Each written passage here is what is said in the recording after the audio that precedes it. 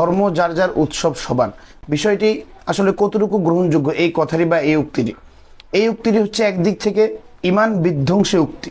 এই উক্তিটি যদি কোনো মানুষ বিশ্বাস করে, কোনো মানুষ যদি পালন করে, কোনো মানুষ যদি আমল করে, তাহলে তার ইমান নষ্ট হবে, এটা 100% গ্যারান্টি। কারণ ধর্ম যার যার উৎসব সবার এই বিষয়টিকে কেন্দ্র করে এই বিষয়টি যদি আপনি মানেন, তাহলে কি হবে? কোনো উৎসবকে আপনি ধর্ম থেকে পৃথক করতে পারবেন না। কখনো কোনো উৎসবকে ধর্ম থেকে পৃথক করা যায় না।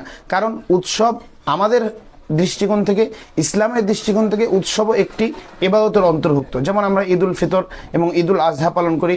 এই ইবাদত, এই ঈদ উল আজহা এবং ঈদ উল ফিতর একটা ইবাদতের অন্তর্ভুক্ত এবং এটা একটা উৎসবও। তাহলে এটার থেকে যদি আপনি ইসলামকে পৃথক করে দেন, ইসলামকে আলাদা করে দেন, তাহলে এটা কখনো ইবাদত বা এই ঈদ উল ফিতর বা ঈদ উল আজহা ইসলামের অন্তর্ভুক্ত হবে না।